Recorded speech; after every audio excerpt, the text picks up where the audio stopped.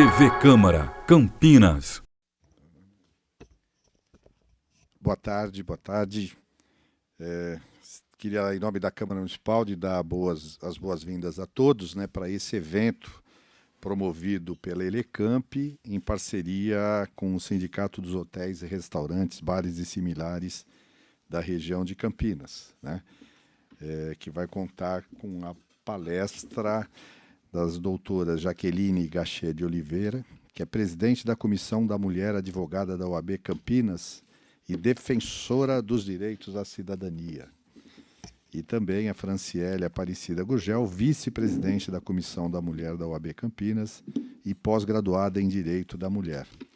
E conosco também na mesa, Sérgio Lerrer, que é representante dos senhores, que é o Sindicato dos Hotéis, Restaurantes, Bares e Similares da região de Campinas, aqui presente. Quero também anunciar e agradecer a presença da Gabriele Facone, que é do gabinete do vereador Paulo Búfalo, e Adriane Carvalho, gabinete do vereador Paulo Gaspar.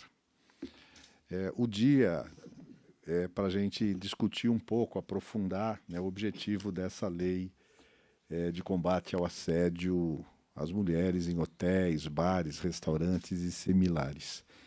Eu acho que esse é um esforço que a sociedade tem que desenvolver, porque a gente, infelizmente, ainda percebe as mulheres sendo vítimas de vários tipos de agressões. O assédio é uma delas, né? E a gente precisa, obviamente, ir na raiz do problema.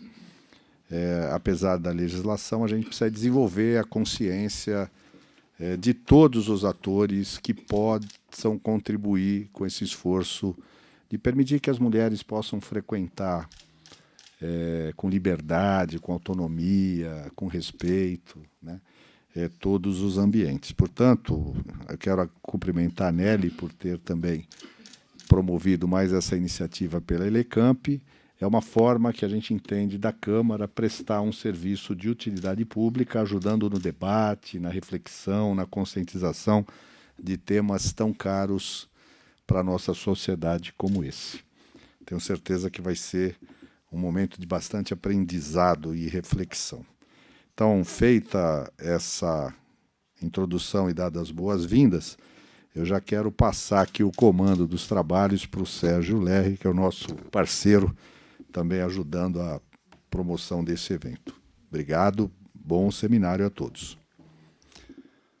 Agradecemos, muito obrigado, vereador, presidente aqui da Câmara Municipal de Campinas, vereador Rossini, muito obrigado aqui pelo seu prestígio, cedeu o espaço também, né, para esse tema, que é um tema que está em voga na sociedade desde sempre, né, mas de uma maneira muito mais sensível agora, com a sociedade, diversos setores prestando atenção, e, sem dúvida nenhuma, o setor de hotéis, bares e restaurantes, hoje, com a transformação, acredito eu, presidente, e nossas palestrantes, do estilo de vida das pessoas, né, que cada vez mais se percebem, querem socializar, querem se encontrar, querem se aproximar.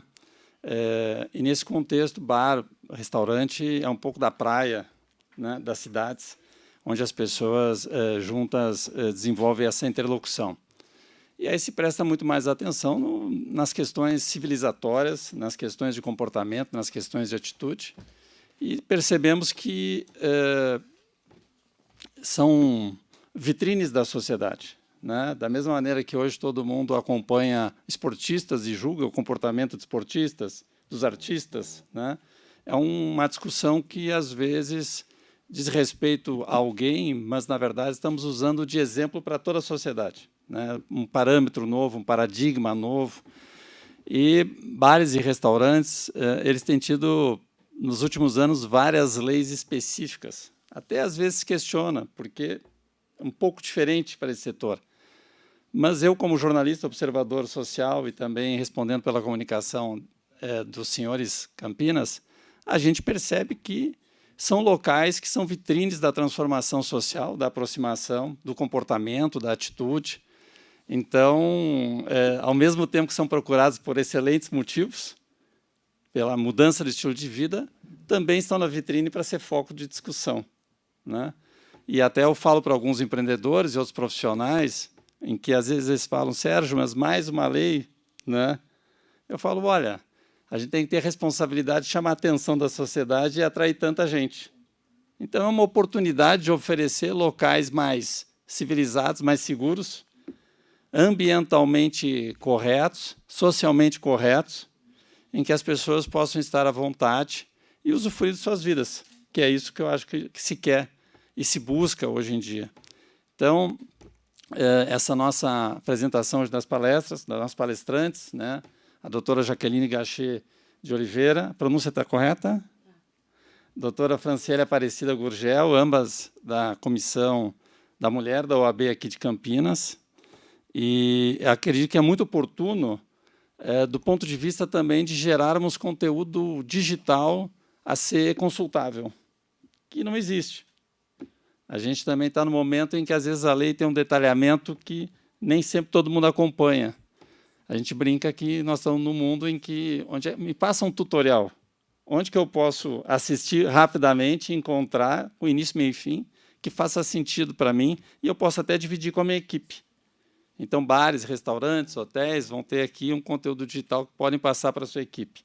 Aliás, redes hoteleiras aqui de Campinas tinham procurado justamente para, olha, eu preciso de algum material, como é que eu faço?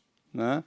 Então, estamos hoje produzindo e disponibilizando esse material, além das pessoas que estão assistindo neste momento ao vivo pelas redes sociais dos senhores, pelas redes sociais do portal associado, que é o canal Restaurante. Também vai ter um material gravado e disponibilizado posteriormente pela Câmara Municipal de Campinas. Então, vão ser 3 links compartilháveis, que é tudo que se quer hoje em dia para poder espalhar. É isso aí. Muito bom. Eu quero também anunciar, agradecer a presença do Dr. Fabrício Doricati, que também é da Comissão de Combate à Violência contra a Mulher da OAB Campinas. Então, eu já vou passar a palavra para as palestrantes, né? Fiquem à vontade. Estamos ansiosos em ouvir esse conhecimento todo. Obrigado. Bom, boa tarde a todos e todas. Inicialmente, quero agradecer o convite feito pelo Sérgio e agradeço também ao presidente da nossa Casa Legislativa, que é a Casa do Povo, por mais uma vez abrir esse espaço para que a gente traga debates de tamanha relevância e que deveriam não ser de interesse só de uma parcela da sociedade, mas da sociedade como um todo. Eu acho que, inicialmente, antes da gente entrar no conteúdo que nós preparamos, é importante que a gente explique quem somos nós, por que estamos aqui falando disso. Então, não estou só presidente da Comissão da Mulher Advogada da OAB Campinas, eu sou advogada e sou especialista em direitos da mulher, além de direito homoafetivo e de gênero. Então, a minha atuação profissional é uma atuação voltada para a defesa dos direitos das mulheres e da população LGBTQIAP+, e, por isso, tanta dedicação a esse assunto e a esse tema. Vou pedir para a doutora Franciele também falar um pouquinho sobre ela, para que aí a gente possa, então, começar o conteúdo que a gente planejou. Boa tarde a todos. Também queria agradecer o convite. Acho de extrema importância nós estarmos aqui falando sobre essa lei, né? Porque a lei, quando ela sai, quando ela é publicada, surgem inúmeras dúvidas, né? Como que eu vou fazer com que essa lei valha? Porque se a gente tiver só a lei sem eficaz ou sem que ela seja aplicada, de nada adianta e a gente vai conseguir, nós vamos ficar no mesmo caminho, no mesmo patamar. E é uma lei super importante, de um grande avanço, porque realmente os bares, restaurantes, é a vitrine para onde pode acontecer assédio. A gente fala, inclusive, às vezes, de utilizar a bebida, o que potencializa a violência. Então, vai ser de extrema importância a gente começar a falar sobre isso. É claro que é uma lei super nova, pode ser que daqui 6 meses a gente precise voltar aqui para trazer outros traços, outros caminhos, ou ver se ela está funcionando, o que a gente precisa fazer ou melhorar. Então, quero agradecer, muito obrigada pelo convite, pelo espaço. Estou muito feliz de estar aqui, porque a gente precisa falar sobre isso, sobre a defesa do direito das mulheres.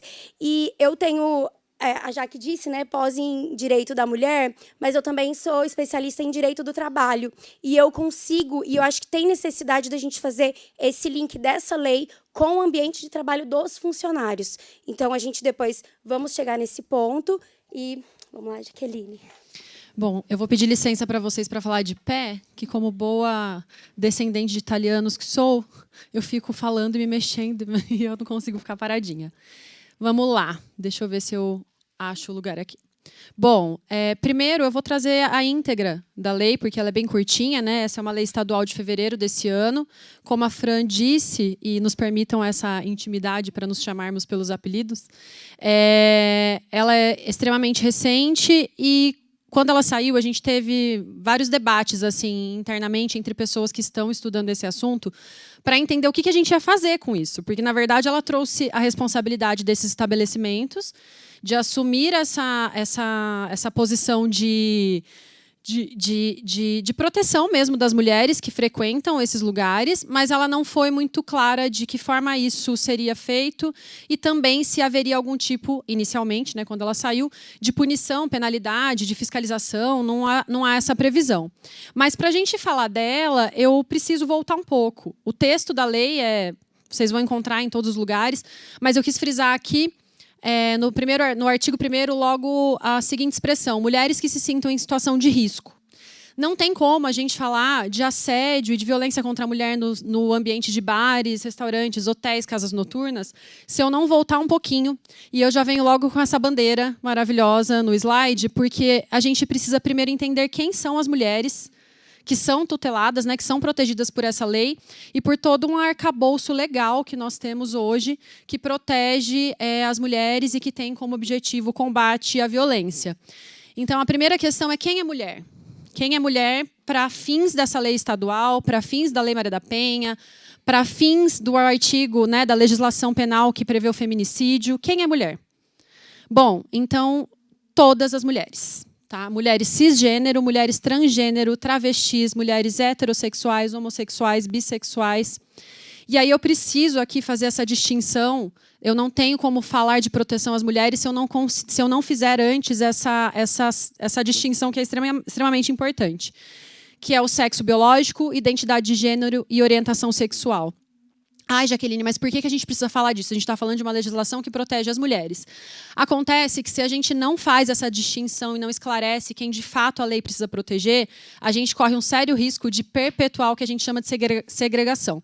A gente corre o sério risco de uma mulher transgênero, uma travesti, ser vítima de algum tipo de violência dentro de um desses ambientes e não ser protegida pela legislação. E hoje a gente precisa lembrar que essa distinção ela faz com que a gente acolha, não, mas que a gente proteja também essas mulheres. Então, vamos começar pela questão do sexo biológico. O que é o sexo biológico para a gente entender quem é essa mulher protegida? O sexo biológico está relacionado ao nosso sistema reprodutivo. Ele está relacionado a como a gente nasce, o que é o nosso corpo. Então, a gente fala, né, de sexo feminino e masculino, mas a gente também tem pessoas que chamamos de intersexo, que são pessoas que não têm só o sexo biológico, o conjunto, geneticamente o feminino e geneticamente o masculino. Identidade de gênero. Identidade de gênero está relacionada à forma como a pessoa performa na sociedade, como ela quer ser vista, como ela quer ser reconhecida. E isso é extremamente importante para que a gente não exclua exatamente as mulheres trans. E quando eu digo mulheres trans, não importa se essa mulher trans é uma pessoa que nasceu biologicamente como homem e fez uma cirurgia de redesignação de sexo, ou se ela optou por não fazer. Não importa se é uma pessoa que nasceu biologicamente com o sexo masculino, mas que não fez a cirurgia de redesignação de sexo, mas também adota um nome que a sociedade determinou que seria um nome masculino. Se ela se identificar como mulher, ela é uma mulher para fins dessa lei, para fins da Lei Maria da Penha, para fins de qualquer legislação que vise proteger a integridade física e a vida das mulheres. E orientação sexual está relacionada ao afeto, está relacionada aqui ao desejo sexual, à forma como esse ser humano se relaciona com outras pessoas. Então, pouco importa também se essa mulher que a gente está tentando proteger, se ela está, por exemplo, nesse ambiente e ela tem uma companheira mulher. A gente está falando de um relacionamento homoafetivo. E sim, essa mulher precisa ser protegida caso ela seja agredida pela companheira nesse estabelecimento. Porque a gente está falando de uma mulher. Então, assim, só para voltar um pouquinho, que eu acho que é importante, a gente tem um marco legal no Brasil que fez com que a gente começasse a olhar para a legislação que protege as mulheres de uma forma diferente, que é a Lei Maria da Penha. A Lei Maria da Penha ela é muito clara quando ela diz que a mulher será protegida independente de sexo, identidade de gênero, orientação sexual. A Lei Maria da Penha ela se aplica, por exemplo, aos casos de violência cometidos no ambiente doméstico e familiar entre duas mulheres. Então, a gente não pode, considerando que o Brasil é uma democracia, que nós temos uma Constituição que protege todos os tipos de pessoa, independente de distinção, pegar essa legislação, destacar de todo o resto e falar, não, ela se aplica somente a mulheres cisgênero, que são as mulheres que se identificam com o sexo biológico com o qual ela nasceu. Então, é por isso que a gente precisa, primeiro, antes de qualquer coisa, antes de entender como é que a gente vai colocar o cartazinho no banheiro do estabelecimento, entender quem é que a gente tem que proteger. Vamos continuar do início. Tá, mas e o que é risco? Quais são as violências contra as mulheres? Eu queria a participação de vocês. Aliás, eu vou até fazer uma pergunta para a gente saber com quem a gente está falando. Vocês são, a maioria de vocês, vocês são donos dos estabelecimentos, funcionários? Quem quer me contar um pouquinho?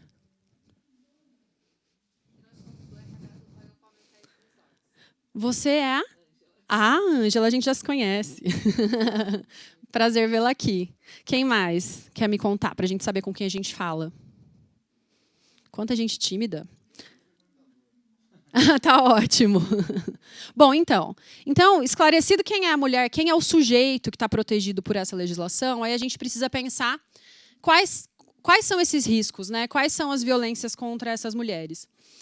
Confesso que, quando essa lei foi promulgada, eu fui ler a exposição de motivos. Eu fui entender o que o legislador queria quando escreveu essa lei. E quando a gente lê a exposição de motivos, para a gente fica claro que a maior preocupação naquele momento era a questão do que a gente fala erroneamente assédio sexual, porque não é esse o nome, né? Mas o correto é importunação sexual, porque eu acredito que o legislador imaginou que essa fosse a violência que mais aconteceria dentro desses ambientes. O que a gente sabe que não é verdade. Não é só esse tipo de violência que a mulher vive dentro desse tipo de estabelecimento, dentro de bares, restaurantes e hotéis. Então, não adianta, mais uma vez, a gente focar só em determinado tipo de violência, só em um tipo de mulher. Porque, senão, essa lei ela vai ser mais uma letra morta. Ela não vai servir para absolutamente nada. Então, a gente precisa entender isso aqui. Quais são os riscos e as violências. E aí eu tenho que fazer essa distinção. Bom, a primeira coisa é... Ai, Jaqueline, pode acontecer violência doméstica dentro do bar? Quem pode me responder? Pode acontecer algum tipo de violência doméstica dentro de um hotel? Pode?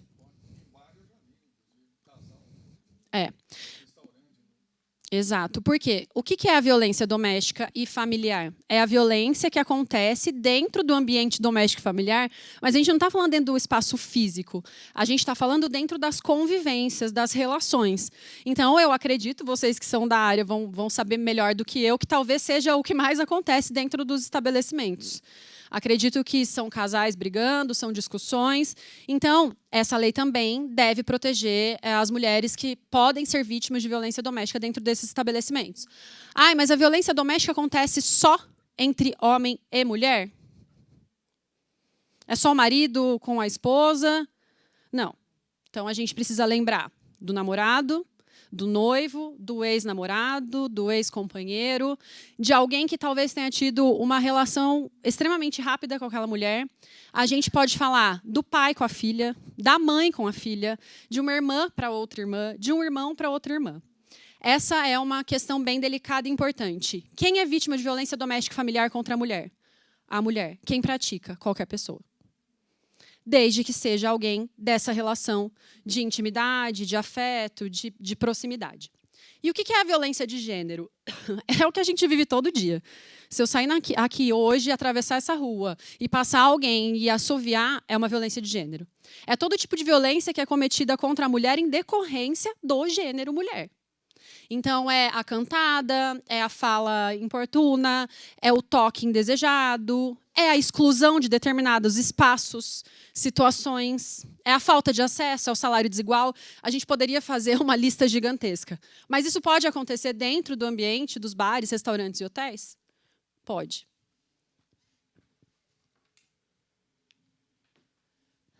Isso aqui... Toda vez que a gente vai falar sobre isso, eu falo para a Fran e falo para as pessoas que estão ouvindo. A gente adoraria não ter que falar disso. Adoraria.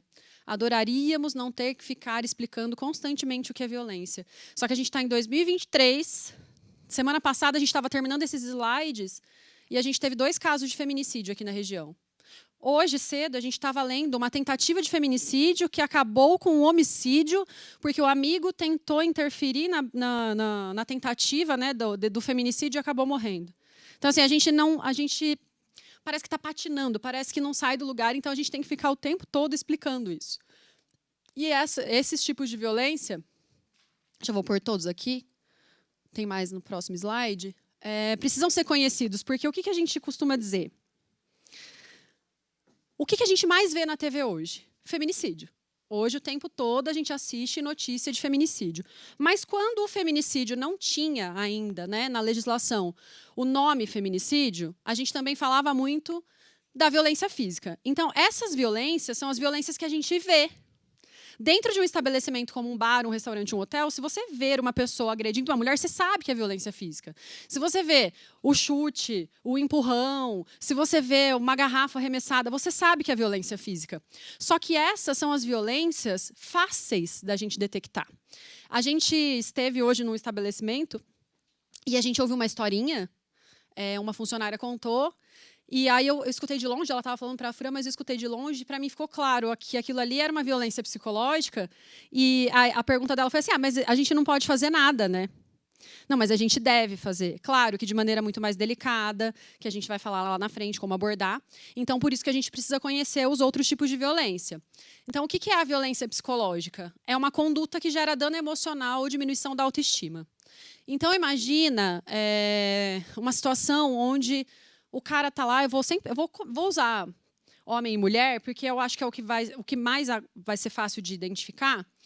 Mas, voltando, se aplica também aos relacionamentos homoafetivos, se aplica a todas aquelas mulheres que eu falei. Mas imagina a situação de um homem que recebeu um não. Que está lá no hotel, está lá no Royal, sei lá por quê, se encontraram. E recebeu um não. E aí esse cara, ele decide que é bem legal perseguir essa mulher lá dentro. E aí ele pega e chama o garçom e fala assim, você manda uma caipirinha para ela ali? Você manda um prato não sei o que para ela ali? Você manda um bilhetinho para ela ali? Se a mulher está se sentindo confortável com aquilo, a gente não tem como falar que é violência psicológica. Se ela está se sentindo desconfortável, é violência psicológica. Eu costumo dar um exemplo de violência psicológica, que foi um caso que foi noticiado, não é do Brasil, mas é de uma senhora que tinha, eu não lembro agora se 80 ou 90 anos, e ela teve um namorado quando ela era adolescente, e depois de todos esses anos, esse cara apareceu. E ele começou a mandar flores para ela, todos os dias. Todos os dias ela abria a porta da casa dela e tinha flores. Flor é agressivo? Alguém se incomoda de ganhar flor? Mas será que se você ganhar 2 dias seguidos, você vai se incomodar? 1 semana seguida, você vai se incomodar? 1 mês seguido, você vai se incomodar? Então é violência psicológica. Bom, violência sexual, vocês, né, também é um dos tipos de violência que a gente costuma falar que é fácil de detectar, porque é fácil de narrar. Porém, a gente precisa lembrar dessa frase que eu coloquei ali no final, independentemente de penetração. Por quê? Porque quando a gente fala de estupro, a gente tem a tendência a ligar o estupro à penetração, seja ela vaginal, seja ela anal. E não é necessário. A prática sexual não precisa ter penetração. Qualquer tipo de conduta que constrange a mulher a presenciar, participar, ver ou manter algum tipo de relação sexual ou alguma situação de conotação sexual de maneira indesejada é violência sexual. E aí, aqui a gente tem que só ter bastante cuidado para separar do que eu vou falar lá na frente, que é a importunação sexual.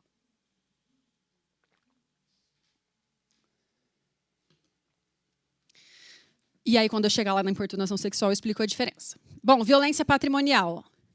Ó, se isso aconteceu no estabelecimento de alguém, ou se vocês conhecem alguém que já passou por isso, não precisa falar, mas eu acho que vocês com certeza vão saber. Quando a gente fala de violência patrimonial, a primeira coisa que as pessoas me perguntam assim, mas isso está relacionado quando a mulher não pode usar o dinheiro dela? Não é só isso. Sabe aquela história do quebrar o carro, jogar o celular, arremessar não sei o quê, rasgar algum documento, sumir com alguma coisa que seja de extrema importância para aquela mulher? Dentro dos estabelecimentos de vocês, imagine uma garrafa arremessada, não, alguma coisa dessa mulher quebrada, o celular que é tomado.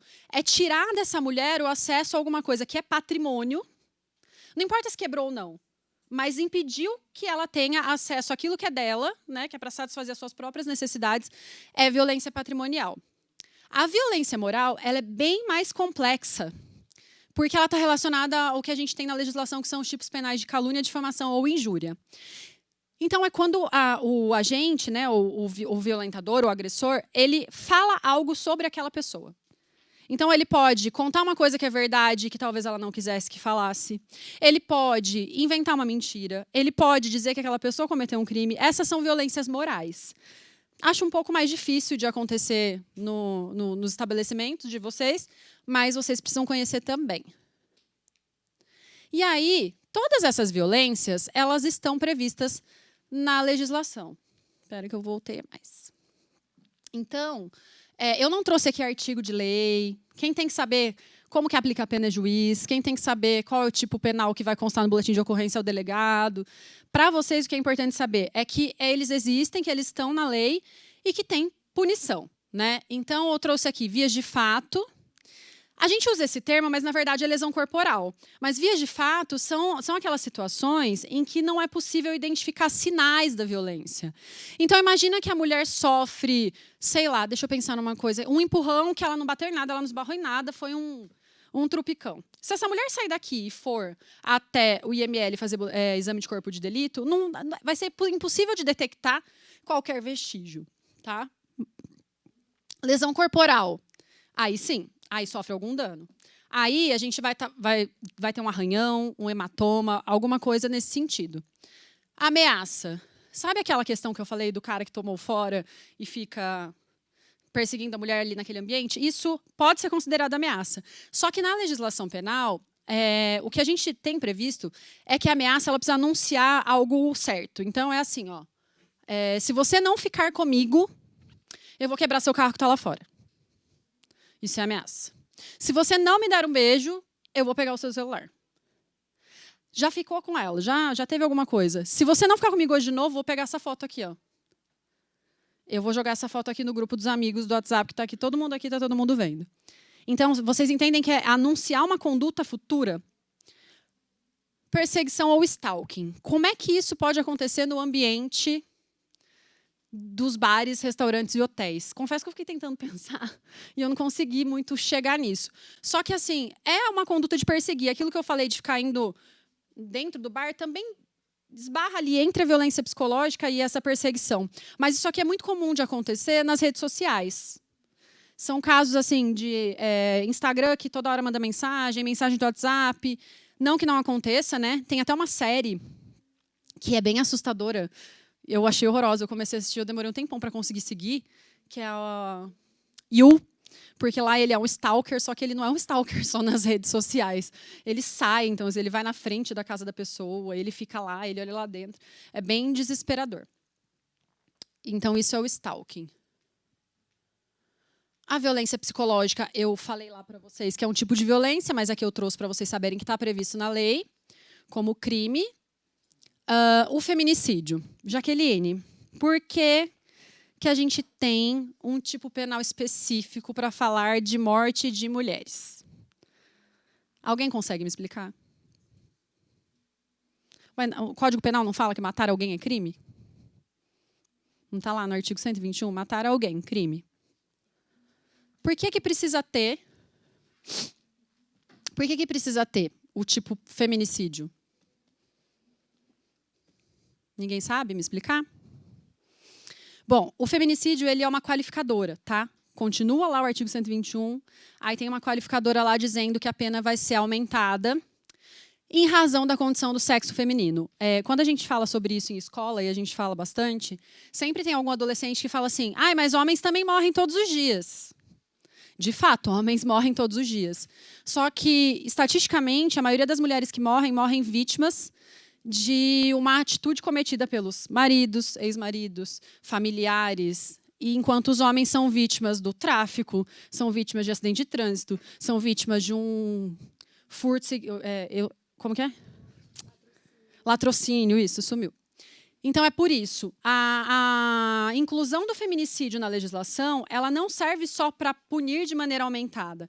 Mas, todas as vezes que a gente fala de uma parcela da população que majoritariamente é, de alguma forma, atingida por algum tipo de desigualdade, de crime, de discriminação, é quase como se fosse uma correção ou uma forma de tentar acelerar essa diminuição desses crimes. A importunação sexual, falei para vocês, quem que se lembra de uns episódios que começaram a acontecer no metrô em São Paulo, que os homens ejaculavam nas mulheres? Vocês se lembram disso? A importunação sexual, a lei que criminalizou a importunação sexual surgiu por causa disso. E essa, sim, deve ser muito preocupante para vocês no ambiente dos bares, restaurantes e hotéis. Porque isso daqui, quando a gente era mais novo, a gente escutava assim, você vai para o carnaval, a pessoa vai ficar encostando em você lá, mas você também, né? Você está pedindo? Tá todo mundo... Não tem. Não tem essa de tocar em alguém sem essa pessoa querer. Não tem essa de encostar em alguém sem essa pessoa querer. Essa alteração legislativa vem em decorrência dessa questão das ejaculações no transporte público, mas isso aqui acontece todos os dias nos bares de vocês. Todos os dias. Na entrada, na saída, na porta do banheiro, na pista de dança, todos os dias. Se o toque é indesejado, é importunação sexual. Se a fala no ouvido ali é indesejada, é importunação sexual. E se essa mulher pedir ajuda, a partir de fevereiro desse ano, vocês têm que fazer alguma coisa.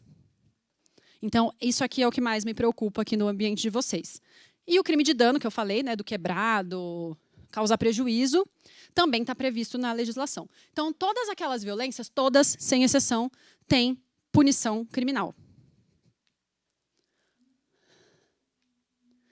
E aí, para depois passar para a Fran, já para ela falar sobre os aspectos trabalhistas dessa lei, eu preciso trazer algumas notícias, né? Já contei para vocês que de semana passada para essa foram 2 feminicídios e uma tentativa aqui em Campinas até agora, se a gente olhar nas notícias talvez já tenha mais.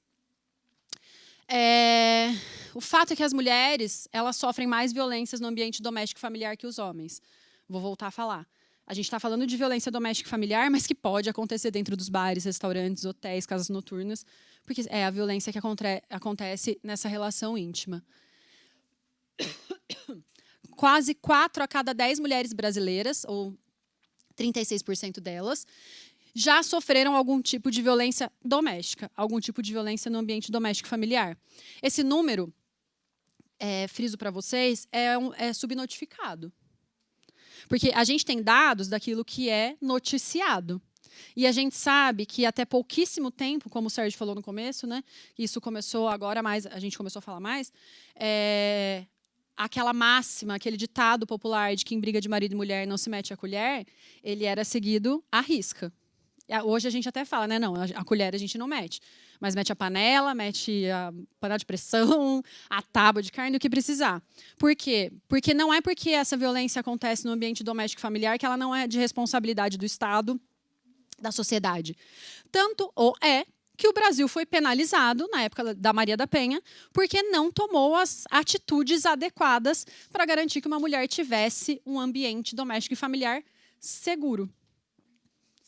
Se não fosse responsabilidade do Estado, das famílias e da sociedade, o Brasil não teria sido penalizado. Então, não é uma coisa íntima só. É responsabilidade de todos. E aí, aqui, então, cerca de 18,6 milhões de mulheres brasileiras foram vitimizadas, ou seja, vítimas de algum tipo de violência, em 2022. Gente, isso equivale a um estádio de futebol com 50 mil pessoas lotado todos os dias, durante um ano. Às vezes, a gente precisa fazer essas analogias para ver se fica mais claro, porque quando a gente pega a população do país e fala 18,6 milhões de mulheres foram vítimas de violência, parece que é pouco, né? Assim, a gente precisa de quantas mulheres? Então, é um estádio de 50 mil pessoas por dia. E por que eu trouxe a bandeira LGBTQIA+, lá na frente? Porque, além de tudo, o Brasil é o país que mais mata pessoas LGBTQIA+, do mundo. E, como eu disse lá no começo, as mulheres que a gente quer proteger também estão aqui nessa sigla. O Brasil é o 5º país em morte de mulheres no mundo. Ai, Jaqueline, mas a gente tem a Lei Maria da Penha, que é reconhecida como uma das mais eficientes no combate à violência contra a mulher no mundo. Mas o que está acontecendo, então? É uma questão comportamental. Eu falo isso sempre. A legislação ela não serve de muita coisa se a gente não muda a educação, se a gente não muda a postura das pessoas. A legislação ela não vai resolver todos os problemas do nosso país, não vai resolver todos os problemas do mundo. Não é a lei que a gente está conversando aqui hoje que vai garantir que não vai acontecer mais nenhum tipo de violência contra a mulher nos estabelecimentos de vocês. Não é. Mas a postura de vocês, enquanto proprietários, funcionários, frequentadores, enquanto cidadãos, tentando evitar que isso se prolongue, vai. Mas não é a legislação, porque ela por si só não faz nada. Absolutamente nada. A gente precisa entender o quanto ela é importante, mas compreender que o que faz a mudança mesmo é a nossa postura. E aí eu vou passar para a Fran explicar essa diferença e depois eu volto a falar mais um pouquinho. Você vai ficar aí? Vou ficar aqui. Bom, eu acho que, com relação ao direito do trabalho, talvez seja uma das maiores dúvidas, né, que a gente tem, porque eu estou colocando, talvez, meu funcionário em risco, e aí, como que eu vou fazer isso? O que vai acontecer? Qual a diferença da CIPA e dessa lei? Porque a gente tem uma diferença, e se alguém tiver alguma dúvida enquanto eu estiver falando, por favor, pode me interromper e vamos conversar para a gente já ir tirando todas as dúvidas. Vamos lá. A CIPA antes era CIPA e era para prevenir acidentes de trabalho na empresa.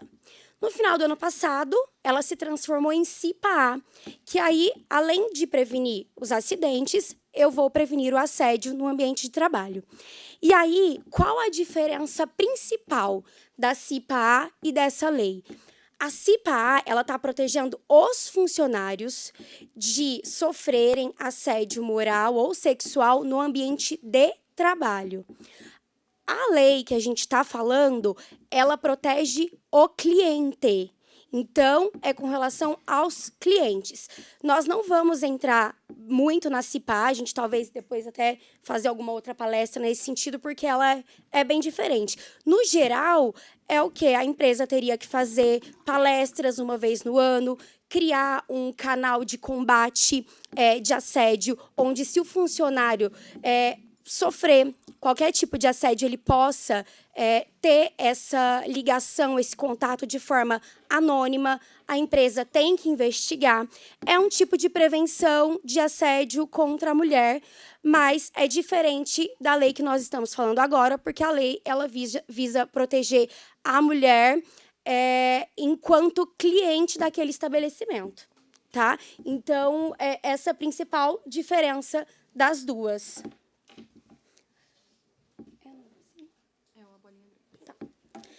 E aí, a gente tem aqui a lei, na verdade, quando ela foi criada no final do ano passado e depois veio essa alteraçãozinha, a gente ficou com muita dúvida de como fazer a aplicação dessa lei. Tá, o bar, o restaurante e todos afins teriam a obrigação de dar a proteção para essa mulher caso ela precise, caso aconteça alguma coisa no ambiente de trabalho.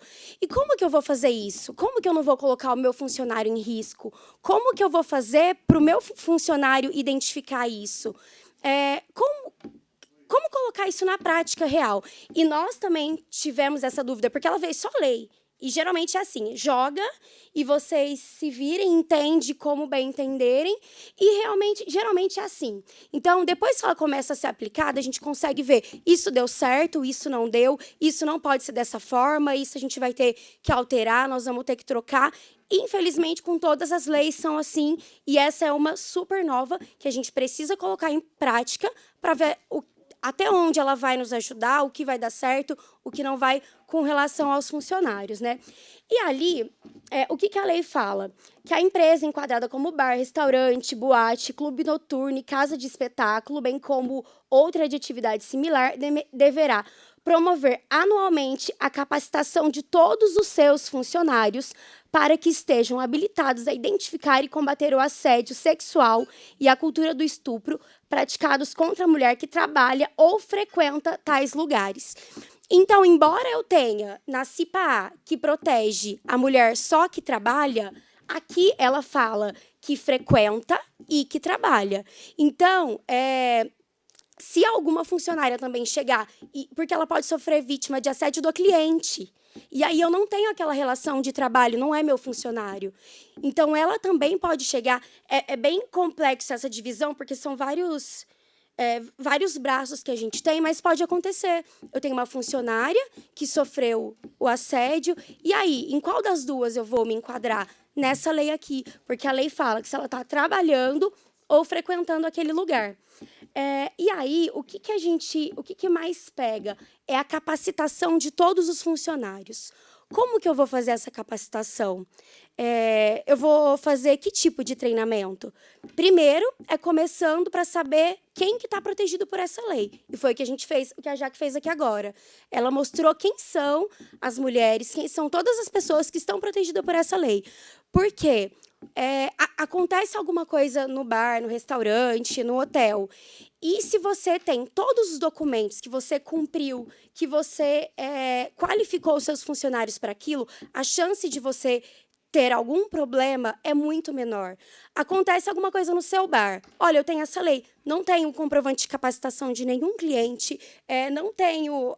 Tenho a mulher relatando que o bar não ajudou ela quando ela foi relatar aquilo. E aí, o bar, com certeza, vai ter mais problema, porque ele pode ser responsabilizado por isso. E vai, né? Já temos... Agora, essa nova que saiu, ela já tem uma punição. E aí... a questão de afixar aviso, tá? Nós frequentamos alguns bares e a gente viu que alguns bares já têm no banheiro.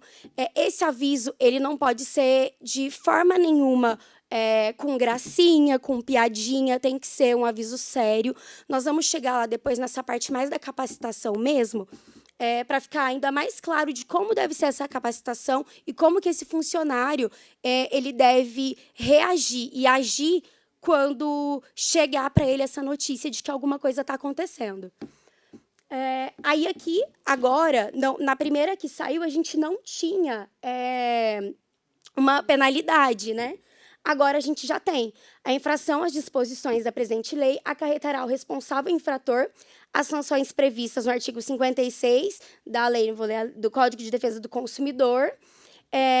E aí, quando a gente fala do Código de Defesa do Consumidor, qual é a relação do dono do bar, do dono do estabelecimento para com aquele cliente? Então, a gente não está falando aqui nem da punição de quem praticou a violência, praticou o assédio, porque aí vai ficar a cargo da justiça criminal, do delegado, mas aqui a responsabilidade é voltada para o dono do bar, o restaurante, para todo mundo que está se enquadrando nessa lei.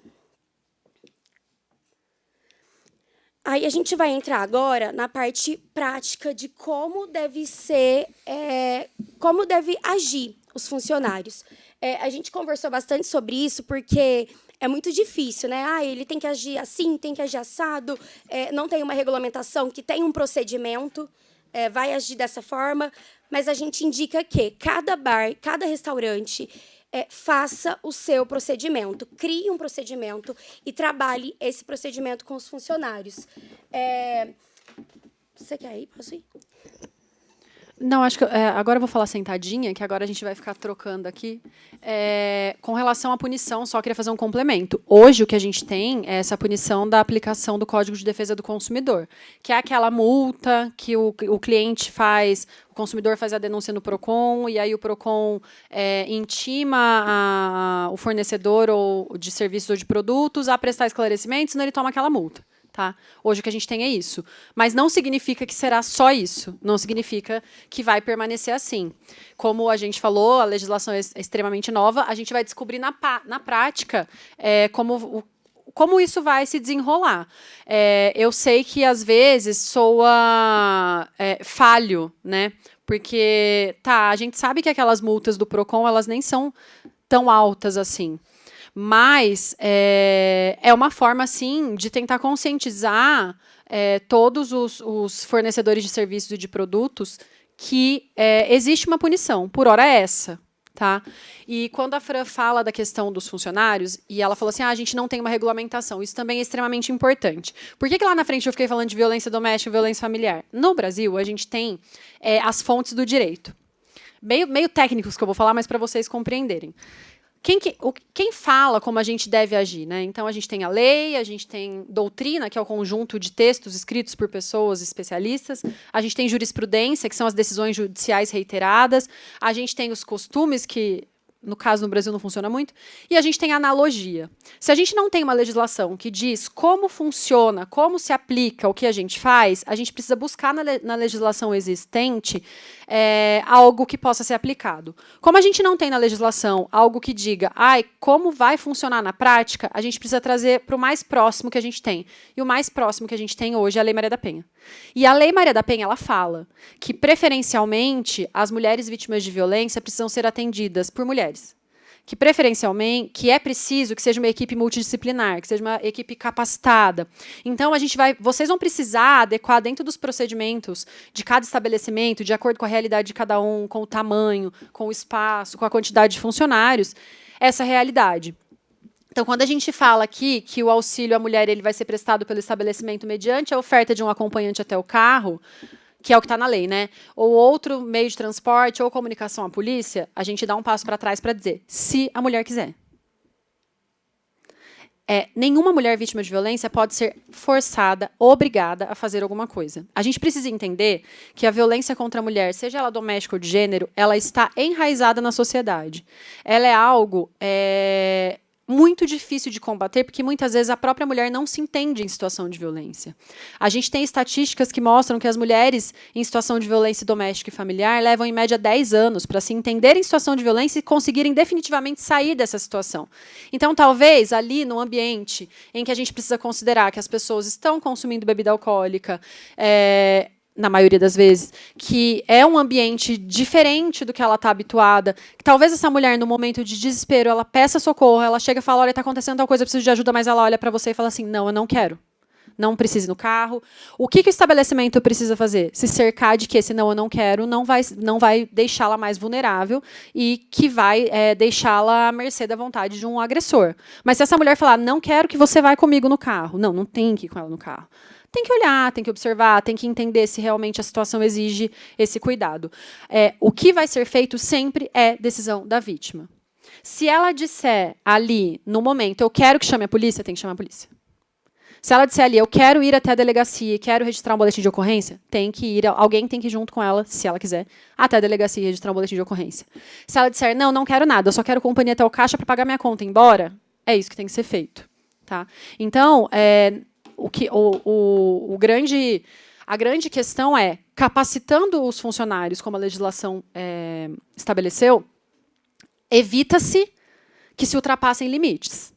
Porque, volto a dizer, a mulher precisa se entender em situação de violência e não é no tempo que a gente quer. É no tempo dela. Pode ser que essa mulher esteja vivendo essa situação de violência com aquela pessoa, e vou voltar um pouco mais lá na minha fala, porque na legislação que falou da capacitação, fica bem claro que é violência sexual, né? Estupro e violência sexual. Isso também é uma coisa que a gente ainda vai ver discutir, porque a gente tem legislações em vários estados, tratando da violência como um todo.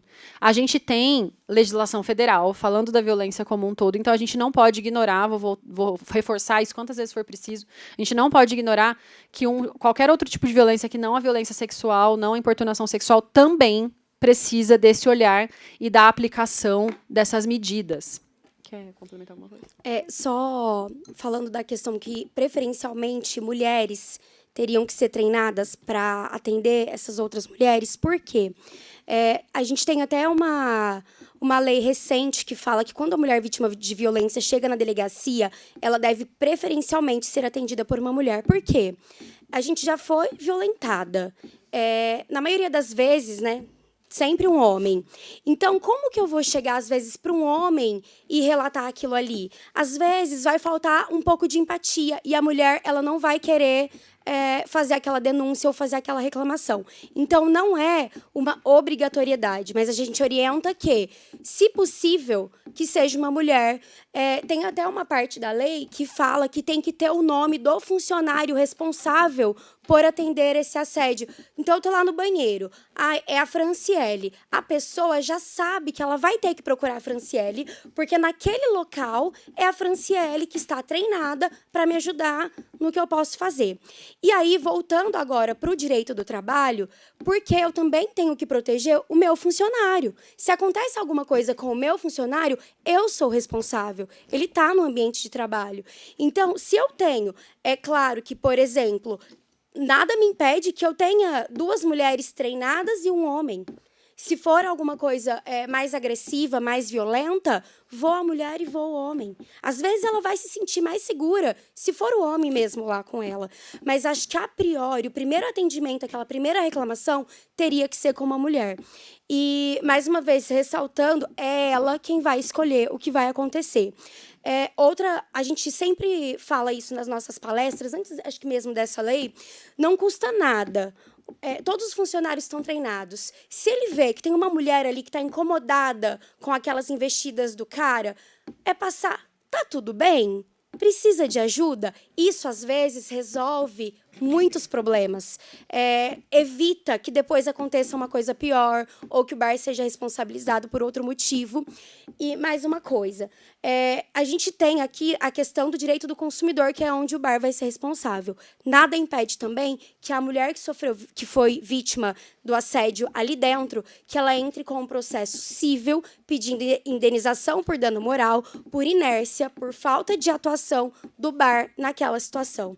Então, eu acredito, inclusive, que isso vai ser muito maior do que a questão do direito do consumidor. Porque, como a Jaque falou, a questão do consumidor é uma multa ali administrativa. A cível, a indenização, a condenação por dano moral na área cível é muito maior, por exemplo, do que a gente tem dentro do direito do trabalho. Então, vamos ter várias vertentes. Claro.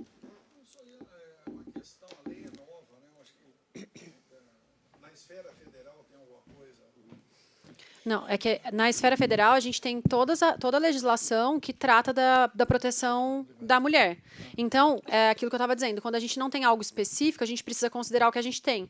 Por isso a referência das sugestões da Lei Maria da Penha com relação ao procedimento. Não, eu estou pensando um pouco aí no dia a dia, porque bares, restaurantes, mesmo casas noturnas, tem muita figura do freelancer, né? Que Sim. trabalha eventualmente um dia na semana. Sim, tal. Mas uma sugestão. Pega esses mesmo sendo freelancer, ele está ali, pelo menos uma vez na semana ele está ali. Uma capacitação, aqui a lei fala de uma vez no ano. Então, assim, para resguardar o bar, a casa noturna, caso aconteça alguma coisa, e que ele esteja preparado, mesmo que ele esteja ali uma vez na semana, para atender essa mulher. Porque pode acontecer, faltou alguém hoje, trouxe um funcionário que nunca não participou das palestras nem nada. E naquele dia acontece um fato com uma mulher e ela vai pedir ajuda justamente porque não sabe. O bar pode ser responsabilizado por isso. Então, o ideal junta os funcionários mesmo que trabalham freelancer e faz essas capacitações. Eu acho que uma coisa importante também, que me veio à cabeça aqui agora, a gente conversou, nem coloquei nos slides, mas eu lembrei, Quando a Fran estava falando da questão da indenização da esfera civil, a gente tem situações que aconteceram na região, inclusive, de eventos grandes e de eventos pequenos, em que os estabelecimentos e organizadores foram responsabilizados. Em um desses casos, a responsabilização aconteceu porque o local ele tinha sistema de monitoramento por câmera, mas não tinha gravação das câmeras. E isso, na vida prática da advocacia, não só na parte de violência, a gente vê sempre aquele hábito de que temos câmera, mas no fim do dia a gente reseta, não guarda as imagens, e aí isso dificulta, por exemplo, a identificação de um agressor. Isso dificulta a ação daquele estabelecimento. Então, eu sei que existem pequenos bares, pequenos restaurantes, pequenos estabelecimentos que talvez não tenham um sistema de monitoramento, mas não ter é diferente de ter e não ser útil, não ser eficaz. Então, se tiver equipamento de gravação, se tiver sistema de monitoramento, é muito importante que essas imagens elas sejam guardadas para que se resguarde com relação a essa questão da esfera civil também. Ali tem também o trecho da lei que fala sobre os cartazes. Vocês já devem ter visto, né, em vários lugares. Eu vou passar porque a gente fala aqui de outros mecanismos que viabilizem a efetiva comunicação entre a mulher e o estabelecimento. Eu vou chegar lá nos cartazes, mas o que são esses outros mecanismos que viabilizem a comunicação? Qualquer coisa que possa ajudar essa mulher. Desde que ela não seja revitimizada, desde que ela não precise falar inúmeras vezes, contar inúmeras vezes o que aconteceu. Porque, além de tudo, gente, nós somos vítimas de violência o tempo todo. Eu vou falar nós porque eu trouxe lá os dados das mulheres que são vítimas de violência doméstica e familiar, que, né, são 36% que contam isso, mas a gente sabe que se você é mulher e não foi vítima de algum tipo de violência decorrente do seu gênero ainda, em algum momento você vai ser. E não precisa ser no ambiente doméstico e familiar só. Nós estamos sujeitas todos os dias, em todos os momentos, em todos os lugares, a algum tipo de violência. E é que quando a gente fala de violência, a gente pensa logo na violência física, na violência sexual, e a gente se esquece de uma série de outras coisas que às vezes passam despercebidas. E uma delas é a revitimização. É fazer com que essa mulher ela narre aquilo que ela viveu mais do que o necessário. Fazer com que Então, veja, acontece uma situação dentro do estabelecimento de vocês. Essa mulher vai contar ali para a Franciele, que estava lá no cartaz, que ia atendê-la. Ela contou para a Franciele, não tem a mínima necessidade de chamar a gerente, de chamar o garçom, de chamar a equipe, de chamar todo mundo para que ela fale de novo. Porque a violência ela deixa marcas, na grande maioria das vezes, muito mais internas do que externas, muito mais psicológicas do que físicas. E ficar fazendo essa mulher contar aquilo é uma situação extremamente desnecessária e é outro tipo de violência. Então, tem que tomar cuidado com esses mecanismos que vão ser implementados. A gente já viu cartazes que dizem assim, chega no bar, no balcão e pede o drink X. Tem uma outra questão dos cartazes, eu vou até passar para a gente poder falar, que é bem importante, mas antes disso, o que a gente precisa entender? A prática, a aplicação prática dessa lei, ela está muito mais relacionada a uma postura de empatia, de cuidado, de compreensão, de não questionamento e de entender que a gente só tem legislação tão específica porque está acontecendo alguma coisa. Porque se não tivesse acontecendo, a gente não precisaria. No direito brasileiro, a gente fala que não existe lei sem crime anterior que o defina. Então, se a gente precisa colocar na legislação que tal medida precisa ser tomada, é porque ela já aconteceu. Então, a gente não está falando de uma proteção excessiva, ou a gente não está falando, como muitas vezes a gente escuta assim, mas não quer direitos iguais? Então, vai ter legislação diferente, por quê? É exatamente para garantir que um dia a gente alcance essa igualdade de gênero que a ONU diz que vai demorar 300 anos. Né? Porque se a gente não tiver essas políticas afirmativas, essas ferramentas para minimizar... porque a violência ela também é derivada da desigualdade de gênero. Aliás, é um dos maiores exemplos quando a gente fala de desigualdade de gênero. Então, a gente precisa de um olhar, sejam os funcionários que vão atender, os donos do estabelecimento que vão precisar preparar esse ambiente para isso, nós que estamos aqui falando, vocês que estão aqui dispostos a ouvir, é preciso que se compreenda que essa pessoa, muitas vezes, ela precisa só ser ouvida. Talvez essa mulher esteja no estabelecimento de vocês num momento muito ruim de um relacionamento dela, por exemplo, e ela passa por uma situação que é uma discussão de casal. Ai, Jaqueline, mas a gente tem que se meter. A gente tem que se meter. Às vezes é uma discussão e ela precisa só ser ouvida. Às vezes ela não tem outra pessoa para falar. E às vezes ela vai procurar a Franciele do cartaz para contar. Então a gente precisa ter essa compreensão também. Como a gente falou lá no começo, né, Fran? Quem decide? Ela. Ela decide se ela vai o que ela vai querer fazer. O importante é, ela precisa se sentir acolhida. Sabe aqueles julgamentos que a gente vive escutando, né? Eu costumo dizer assim, ó, que se nós não somos mulheres que vivemos algum tipo de violência, a gente conhece pelo menos uma que viveu. E se a gente conhece pelo menos uma que viveu, a gente escutou dessa mulher que, quando ela foi procurar ajuda, ela foi julgada. Então, não tem um mais porquê. Mas o que você fez? Mas por que você não estava com sua amiga? Mas por que você bebeu tudo isso? Mas por que você veio para o meu hotel sozinha? Mas por que... Não tem o mais porquê. Não existe o mais porquê. Não existe qualquer justificativa para qualquer tipo de violência. Não importa qual tipo de violência. Então, ela decide, desde que exista esse acolhimento por parte da casa. A Fran falou da questão do ser mulher para o atendimento. Às vezes fica fácil, como eu coloquei lá a questão do estádio de futebol, às vezes se a gente fizer assim, né, trouxer para um fato real, fica claro. Imagina uma mulher dentro de um estabelecimento de vocês, né, dentro de um bar, restaurante, hotel, casas noturnas ou similares, que sofra algum tipo de violência sexual. Lembrando, não é necessário que haja a penetração.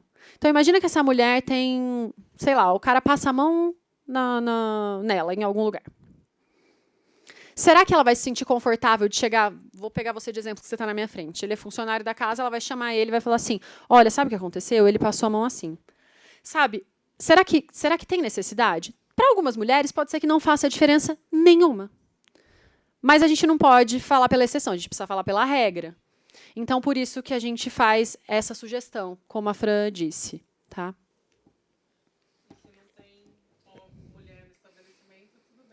Não tá, é uma sugestão, né? Eu acho que a grande questão é que, assim, a gente está num... e a gente está num caminho... Eu estou conhecendo seu rosto. Espero que você não conheça o meu. Espero que não desse fim de semana. Ah, tá. Então, assim, eu acho, gente, que é um caminho que não tem volta.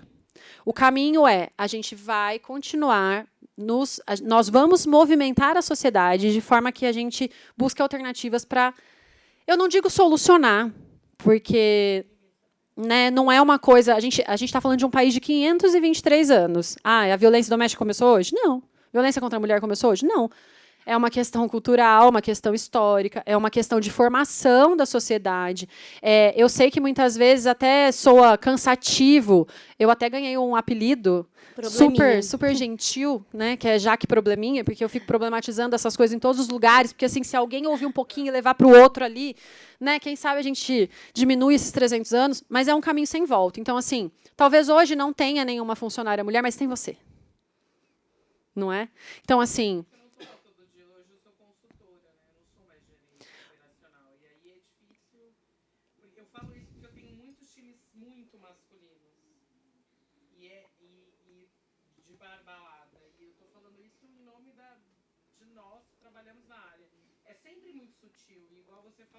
Às vezes você vê uma discussão, você tenta, tá tudo bem.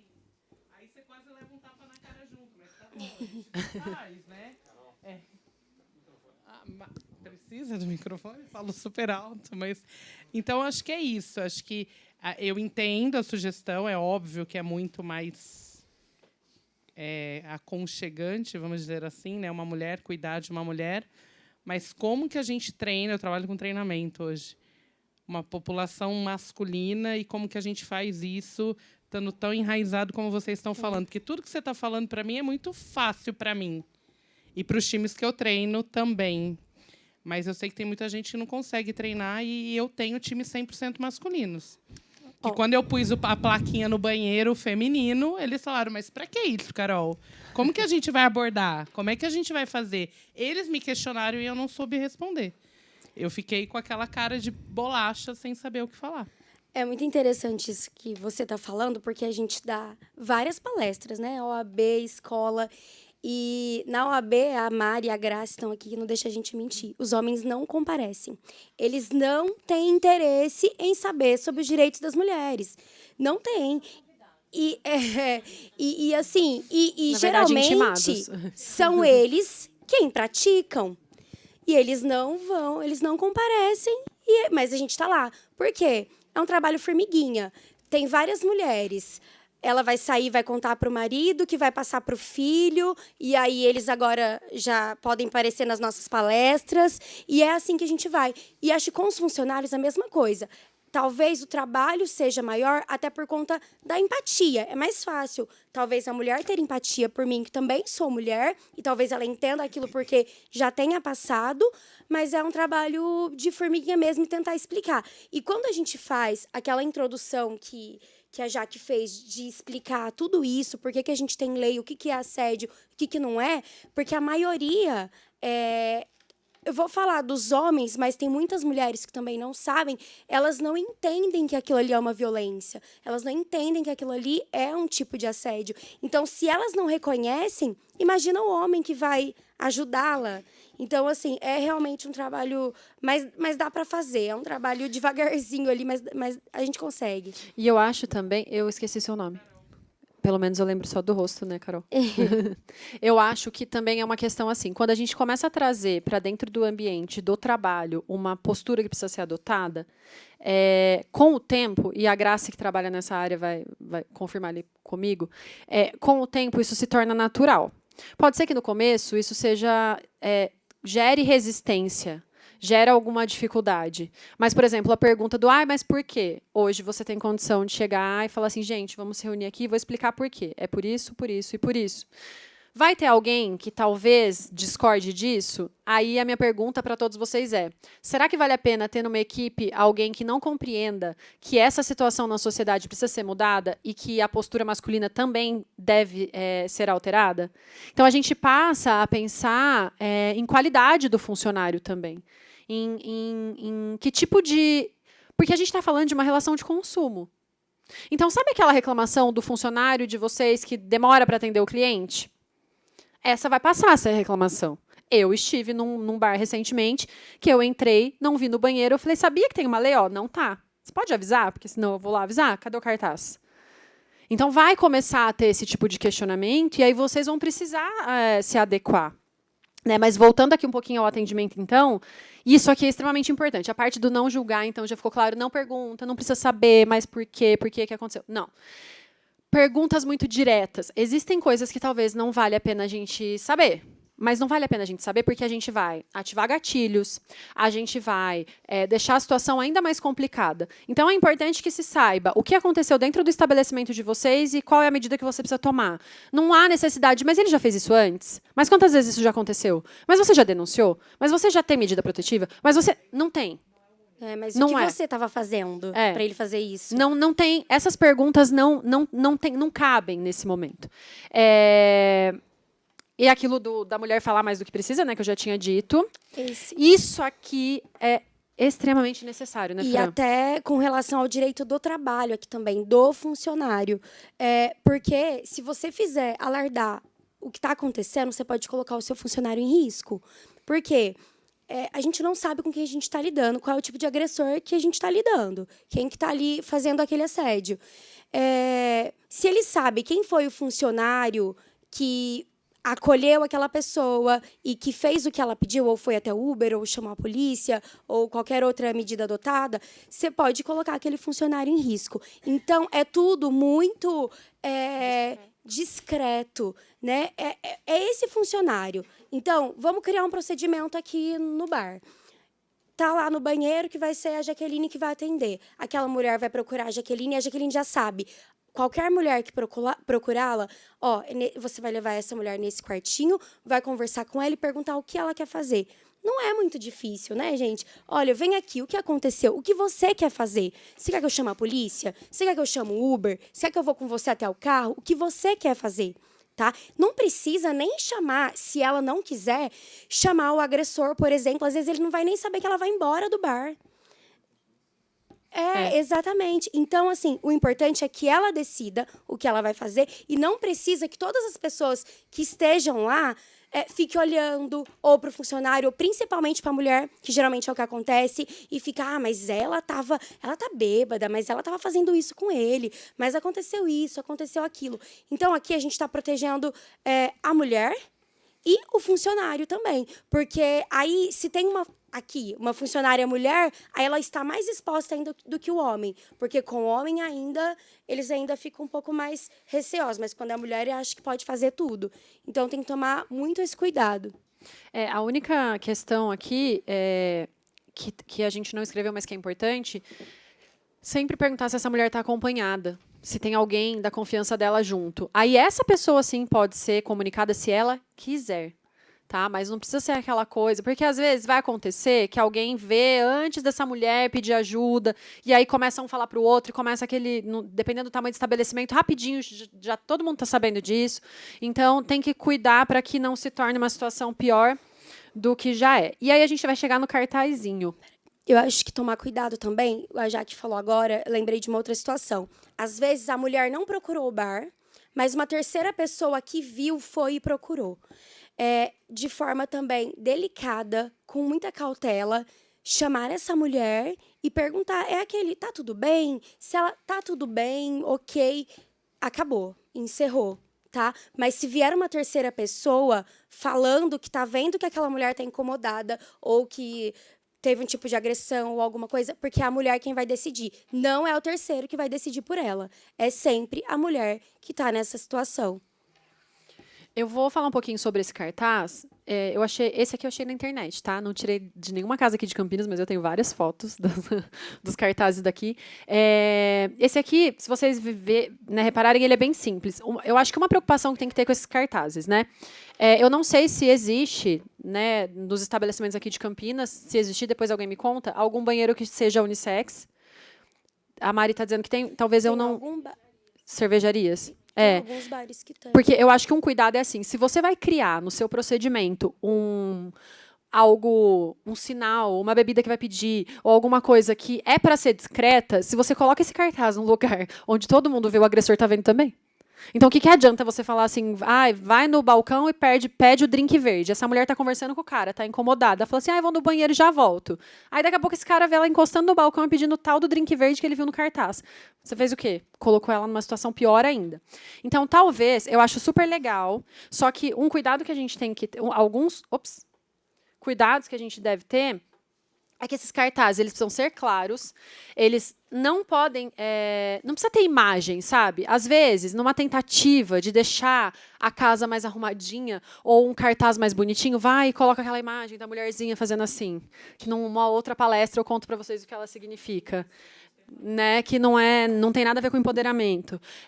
Ou então você vai e coloca uma imagem que às vezes pode fazer com que aquela mulher se sinta excluída, porque tem uma questão de representatividade. Então não precisa de imagem, não precisa de desenho, não precisa ser lúdico, não precisa ser. Não é uma situação que permita esse tipo de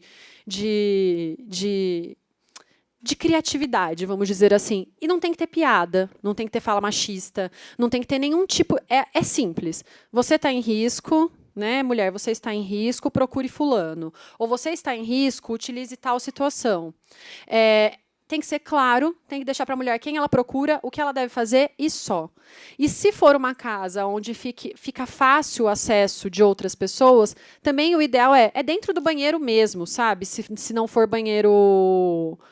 unissex, é lá dentro, é onde a mulher vai ver, não precisa... Né? Eu sei que com o tempo os frequentadores contam, um conta para o outro, eu, como disse, já tenho foto de vários cartazes aqui, mas vamos tentar, pelo menos, proteger um pouco mais essa mulher também com esse cartaz. Tá? No mais, gente, assim, o que a gente tem da legislação é isso. Todas as outras questões extremamente práticas, de treinamento, isso precisa de tempo, precisa de por exemplo, no caso da Carol, que são só os meninos, talvez tenha que ser um treinamento diferente, tem que ter uma outra linguagem, precisa ser de uma forma... Então, tudo isso vai ser na vida prática de vocês, no dia a dia de cada estabelecimento. Vai ser muito de testar, de errar e corrigir. Claro, sem esquecer que isso passou a ser uma responsabilidade dos estabelecimentos. né? Na verdade, e isso está lá no final, mas eu vou adiantar um pouquinho, como eu disse já também, é uma responsabilidade de toda a sociedade, né? E, infelizmente, a gente sabe que as coisas só funcionam quando a gente atinge o lugar que mais dói de todo mundo, que é o bolso. Então, a hora que todo mundo começa a sentir no bolso, todo mundo se movimenta. Deveria ser assim? Não, não deveria. A gente deveria mudar a nossa postura, se preocupar e cuidar de outra forma.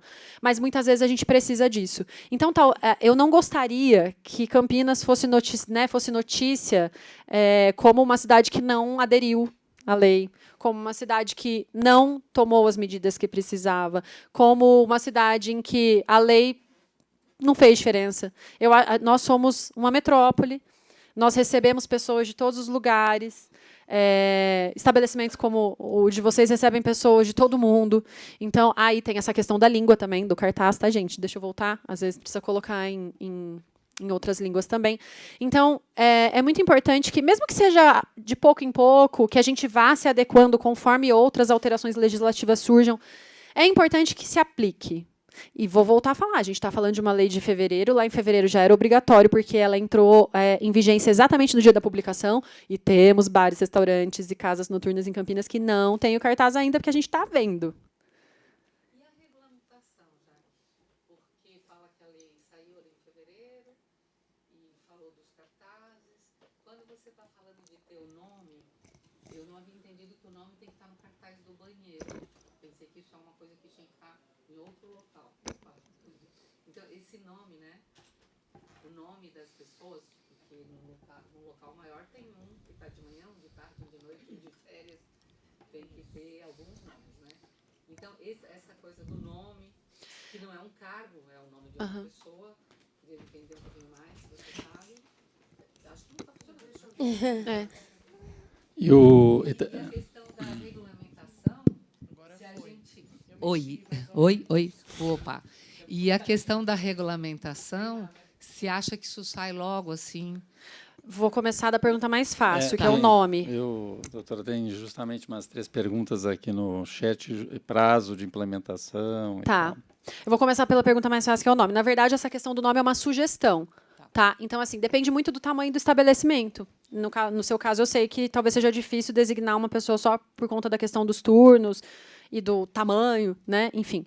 É uma sugestão. E se for adotar uma pessoa específica para ser procurada, né, por exemplo, para um estabelecimento que funciona sempre no mesmo horário, que não tem a questão de turno, também não necessariamente precisa colocar no cartaz. O que a gente está dizendo é que, assim, quanto menos percalços essa mulher tiver para chegar em quem ela tem que chegar, é mais fácil.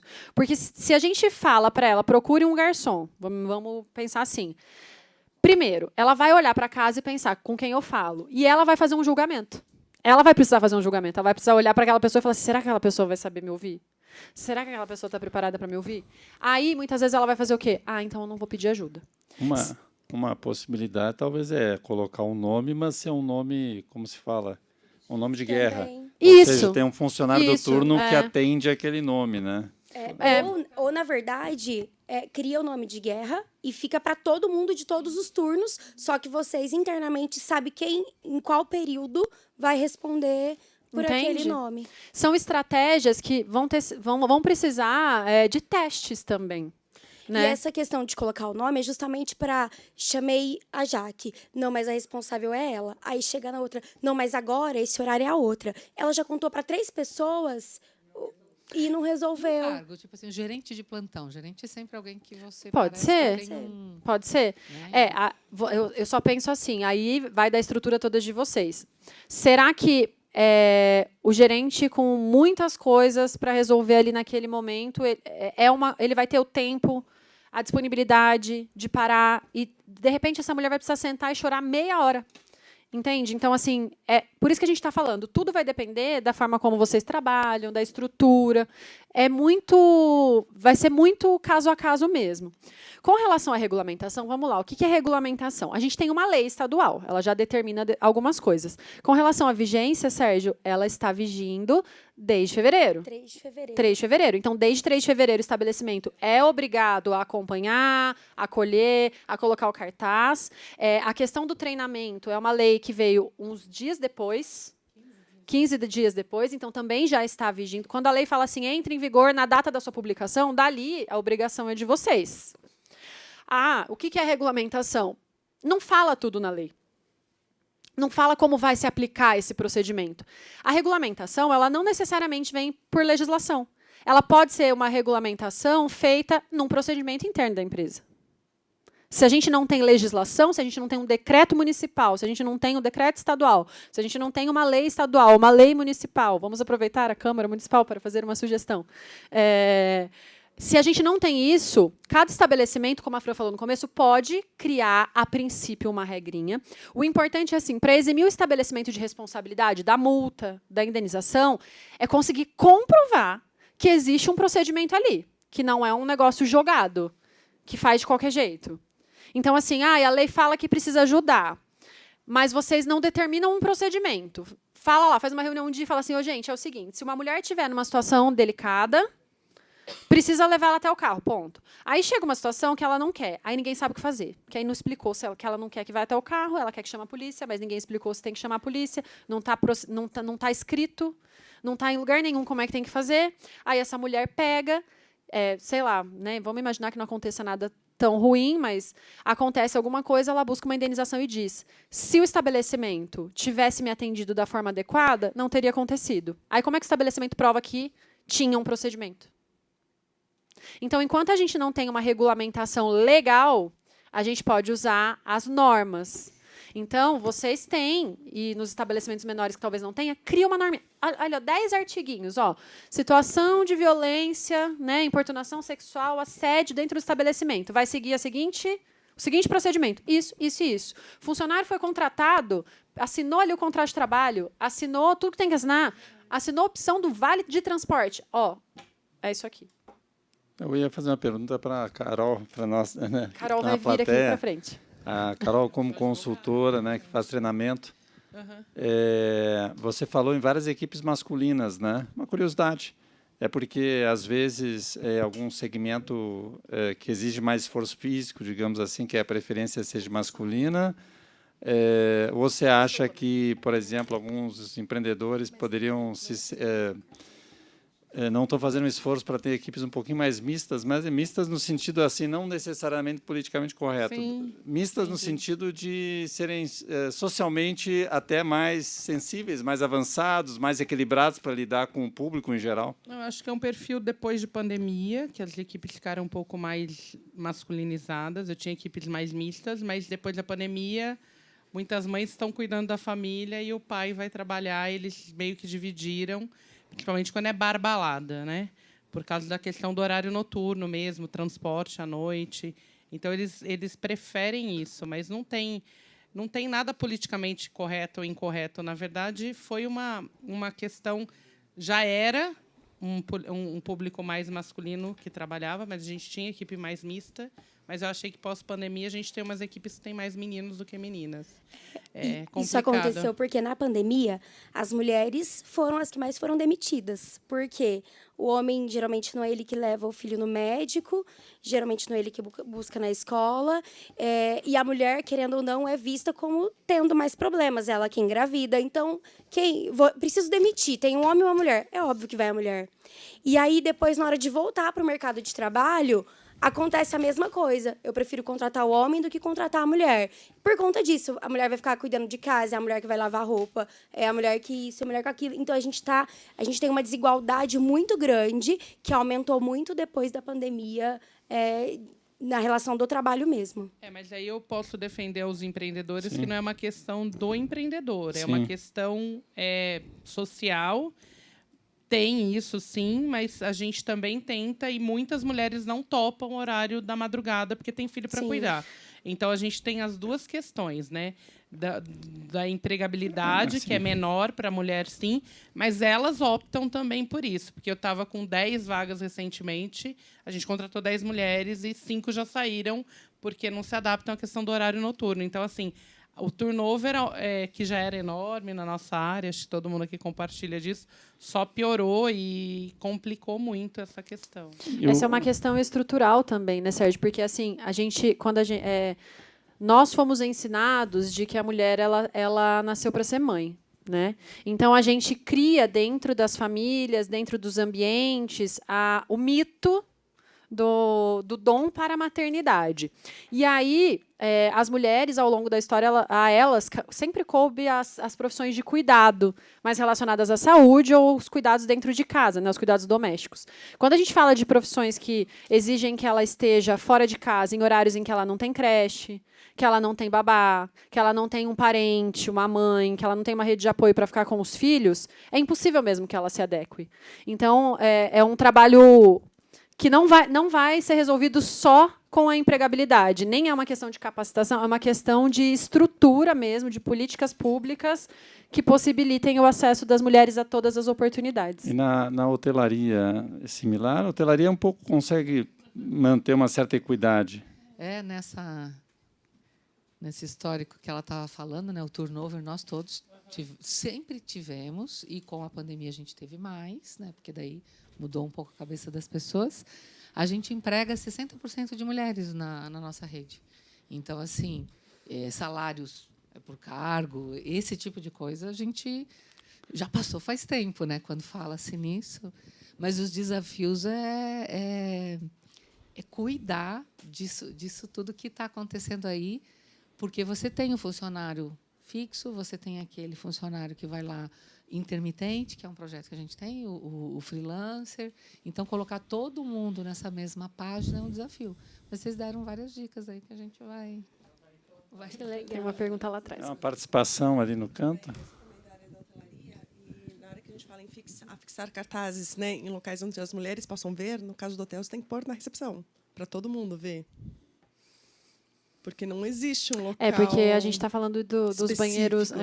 A gente está falando, né? Porque quando a gente fala em banheiro feminino e masculino, é num ambiente que a pessoa vai lá, mas em hotel não necessariamente ela vai usar os banheiros sociais. Elevadores.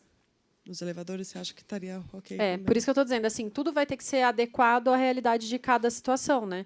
Então, por exemplo, hotéis em que você tem restaurantes lá dentro. Dentro do restaurante tem um banheiro feminino, um banheiro masculino? No meu caso, não. Não. Mas se tiver, então, assim, é sempre pensar, eu tenho possibilidade de deixar esse cartaz de uma forma que só as mulheres verão.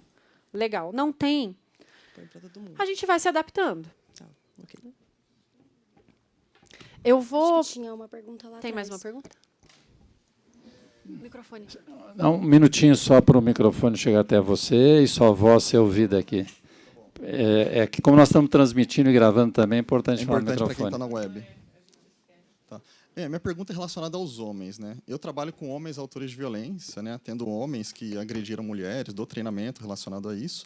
E eu queria saber de vocês o que vocês acham em relação a esse homem, né, no estabelecimento comercial, ser encaminhado para estabelecimentos, para locais que atendem esses homens, né, com serviço de ressocialização, por exemplo, porque eu acho super importante, precisamos mesmo falar a respeito disso, mas eu acho importante incluir os homens na responsabilização deles. Hoje é feito por delegacias, judiciário, ou a rede biopsicossocial da cidade. Sim. Mas esses homens, de alguma forma...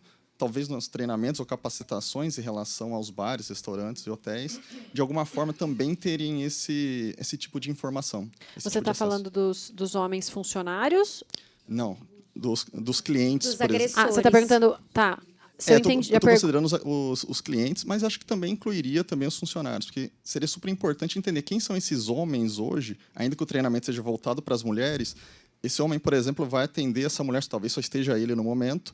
Será que ele vai entender que aquilo é violência? Pergunta 1, por exemplo. Será que ele vai entender que aquela violência é importante ser vista? Será que ele vai entender ou ele vai colaborar com a violência do outro homem, fazendo uma piadinha, uma brincadeira, olha, se deu bem, e assim por diante, aquelas piadas machistas horrorosas. Enfim, eu só estou tentando trazer à tona a pergunta em relação aos homens como um todo. Como eu trabalho atendendo eles... E agora está tendo essa lei, eu acho que é importante também ser incluído esse tipo de pergunta. Não sei se faz sentido. Você é advogado, né? Não, não sou. Você trabalha no Serave? Eu fundei o Serave. Fui criador do Serave. Então eu sei com quem eu estou falando, né? Não estou mais lá, mas eu fundei e criei o Serave. O que é, para quem não conhece, o que é o Serave? O Serave é um serviço de atendimento aos homens agressores, que é aqui do município de Campinas, mas eu acho que é bom contextualizar para todo mundo antes de eu dar a minha opinião sobre isso. Primeiro, a gente não tem, em âmbito nacional, uma obrigatoriedade de que homens agressores frequentem qualquer tipo de... Eu não sei nem o nome que a gente poderia dar, mas de treinamento, reciclagem, grupo de apoio, enfim. posso estar trazendo algo muito rapidamente. Hoje seria, dentro da Lei Maria da Penha, da 11.340, você vai ter o Centro de Reabilitação dos Homens. Reabilitação, que não é reabilitar, você não está reabilitando ele a nada, né? A gente está falando de uma coisa estrutural, cultural, violência direta e tal. Mas você vai ter o Serviço de Responsabilização e Reeducação, onde esse homem ele vai, depois que teve uma ocorrência de alguma violência, ele vai estar sendo encaminhado para estar tendo um trabalho, aí normalmente é grupo, normalmente individual também, onde ele vai tentar entender a violência o que ocorreu, o machismo, entre outras tantas violências. Mas não é de fato obrigatório. Alguns municípios têm leis municipais, mas ainda está muito atrasado nesse sentido. Eu achei talvez uma falta nessa lei, por exemplo, poderia ter alguma coisa nesse sentido para apoiar os bares, os estabelecimentos também, porque esse homem precisa ser cuidado no sentido de entender a responsabilização dele primeiro e depois reeducar, porque senão ele vai continuar repetindo, seja tanto funcionários quanto os clientes que estão lá. A gente sempre fala sobre os homens agressores nas nossas palestras, eu sempre digo o seguinte, a gente não sabe quem eles são, porque se a gente não os atende, nós não sabemos. Friso, não existe justificativa alguma para qualquer tipo de violência. Mas nós não temos estatísticas. A gente não sabe como tratar. E como ele disse, não tem obrigatoriedade. Então, eu acho que assim, a grande questão é, como a legislação não fala, não tem como um estabelecimento comercial, uma pessoa privada, exigir que aquele agressor que cometeu qualquer coisa naquele estabelecimento, não, vem aqui, vamos conversar. Né? Vem aqui. Não tem como fazer isso, a não ser que a gente tenha alguma previsão legal. Agora, com relação aos funcionários, essa capacitação, quando a gente fala, preferencialmente tem mulheres para atender. Se a equipe tem mulheres, isso não significa que vocês vão capacitar só as mulheres, tá bom? Tem que capacitar toda a equipe. Tá? Agora, quanto aos agressores, eu não consigo visualizar de que forma o estabelecimento vai conseguir fazer alguma coisa, porque aí a gente está ultrapassando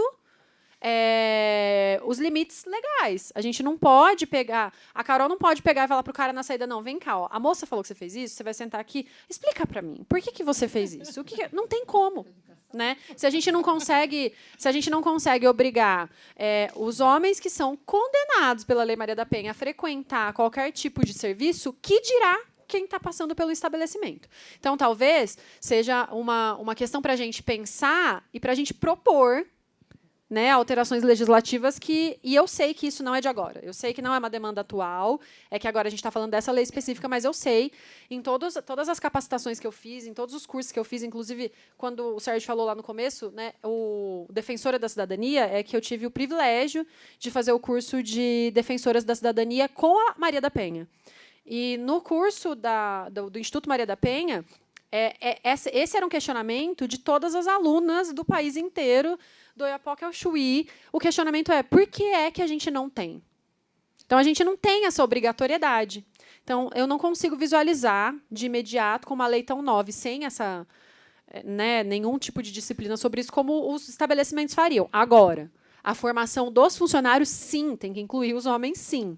Mesmo que as mulheres sejam as responsáveis pelo atendimento. Teve alguma palestra que a gente fez que a gente levou os dados do Serave. E por não ter essa obrigatoriedade, se eu não me engano, acho que tinham 9 homens em tratamento e um tinha entendido que ele era machista. Então, assim, é muito difícil quando a gente... Se a lei tem lá uma obrigatoriedade de olha, você tem que... faz um TAC, né? Obrigando ele a comparecer ou nas palestras que falam sobre mulheres, mas é uma coisa que, infelizmente, a gente não consegue impor se a gente não tem uma legislação que nos ajuda. Não, eu posso só colocar uma coisa assim, eu já sofri isso na prática também, antes da lei existir. Chegou uma mulher que tinha medida protetiva contra um cliente da casa, o cliente era assíduo, ele ia praticamente dia sim, dia não no bar. E ela chegou, ela falou, tem uma medida protetiva, ele tem que ir embora. Oi, como que eu mando um cliente embora? Não mandei embora. A gente, na ocasião, era grande de espaço. A gente separou, deixou um para um lado, um para o outro, 1 metro no meio do caminho para tentar não cruzar. Mas a gente, como estabelecimento, fica numa situação muito complicada. É o que eu falei, é muito tênue a situação. A gente tem que se meter, hoje é lei, a gente tem que ajudar, mas a gente ajuda, mas a gente não pode mandar o cliente embora, porque ele também poderia processar o estabelecimento na questão da lei de proteção do consumidor. Ele já estava lá, ela chegou depois dele. Então, assim, porque se ele chega depois, ele perseguiu, mas ele já estava lá. Como é que a gente toma essa medida? Então, fica muito difícil para o estabelecimento tomar essa Hoje vocês estão situação. respaldados, porque independente de quem chegou primeiro, se essa mulher chegar em você e falar assim, Carol, eu tenho uma medida protetiva, estou me sentindo ameaçada porque ele está aqui, você vai ter que chamar a polícia. Então, hoje sim. Mas né? olha a diferença. Antigamente, não. Olha a diferença. Estou me sentindo ameaçada. O fato de estarem os dois no mesmo lugar, ainda que ela tenha a medida protetiva, ela não precisaria nem falar para você. Ela podia ligar para a polícia chegar e levar ele preso. Agora, se ela chegar para você, eu tenho a medida e estou me sentindo ameaçada, aí você vai ter que seguir o procedimento. Exatamente. Agora, antigamente não tinha, então fica difícil. O antigamente poderia ser assim, liga para a polícia. Se ela ligasse para a polícia ia ter que ir até lá e ele ia ser preso. Porque geralmente as medidas são de 200 metros, né? Então no bar não tem como. É muito difícil às vezes você colocar.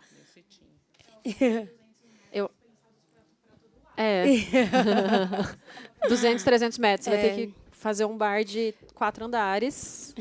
Eu já falei 4 porque eu sei que tem de 2 e 3, tá? Então...